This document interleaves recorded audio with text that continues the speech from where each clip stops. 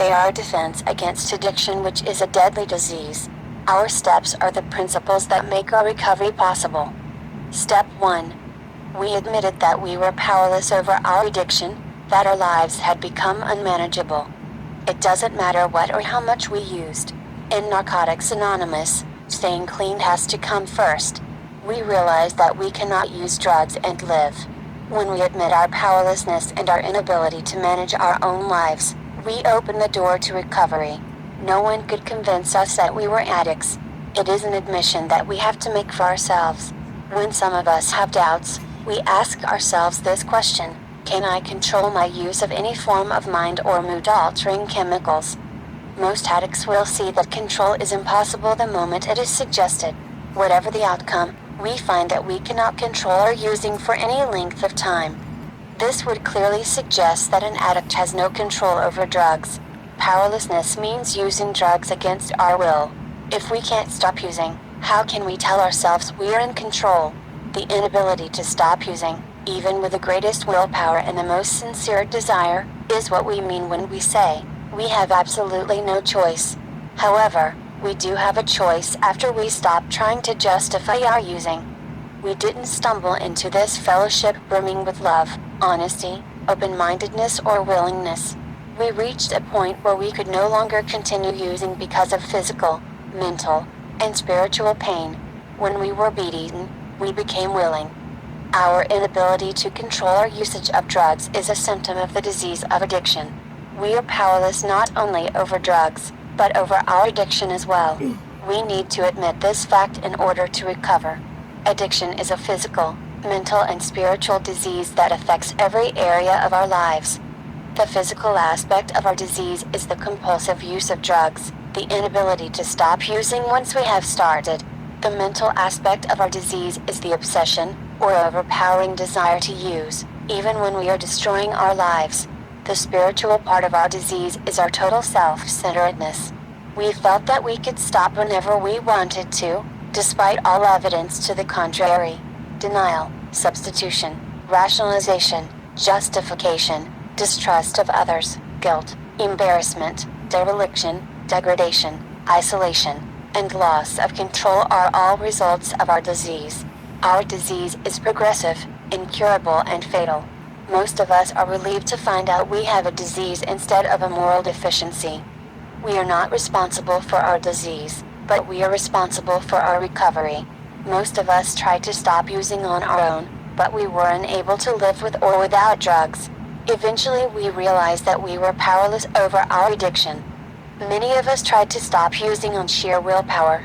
This action was a temporary solution. We saw that willpower alone would not work for any length of time.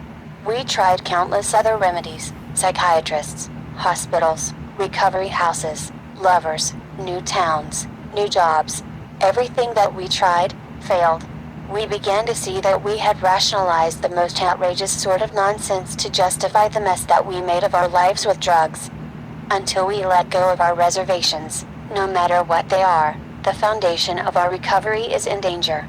Reservations rob us of the benefits that this program has to offer. In ridding ourselves of all reservations, we surrender. Then, and only then, can we be helped to recover from the disease of addiction. Now, the question is, if we are powerless, how can Narcotics Anonymous help? We begin by asking for help. The foundation of our program is the admission that we, of ourselves, do not have power over addiction. When we can accept this fact, we have completed the first part of Step 1. A second admission must be made before our foundation is complete. If we stop here, we will know only half the truth. We are great ones for manipulating the truth. We say on one hand, yes, I am powerless over my addiction, and on the other hand, when I get my life together, I can handle drugs.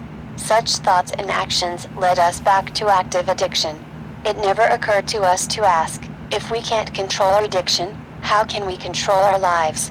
We felt miserable without drugs, and our lives were unmanageable. Unemployability, dereliction, and destruction are easily seen as characteristics of an unmanageable life. Our families generally are disappointed, baffled, and confused by our actions and often desert or disown us. Becoming employed, Socially acceptable and reunited with our families does not make our lives manageable. Social acceptability does not equal recovery. We have found that we had no choice except to completely change our old ways of thinking or go back to using. When we give our best, it works for us as it has worked for others. When we could no longer stand our old ways, we began to change. From that point forward, we began to see that every clean day is a successful day, no matter what happens. Surrender means not having to fight anymore. We accept our addiction and life the way it is. We become willing to do whatever is necessary to stay clean, even the things we don't like doing. Until we took step one, we were full of fear and doubt. At this point, many of us felt lost and confused. We felt different. Upon working this step, we affirmed our surrender to the principles of Na. Only after surrender are we able to overcome the alienation of addiction. Help for addicts begins only when we are able to admit complete defeat. This can be frightening, but it is the foundation on which we build our lives. Step 1 means that we do not have to use, and this is a great freedom. It took a while for some of us to realize that our lives had become unmanageable. For others, the unmanageability of their lives was the only thing that was clear. We knew in our hearts that drugs had the power to change us into someone that we didn't want to be. Being clean and working this step, we are released from our chains. However, none of the steps work by magic. We do not just say the words of this step, we learn to live them. We see for ourselves that the program has something to offer us. We have found hope. We can learn to function in the world in which we live. We can find meaning and purpose in life and be rescued from insanity, depravity, and death.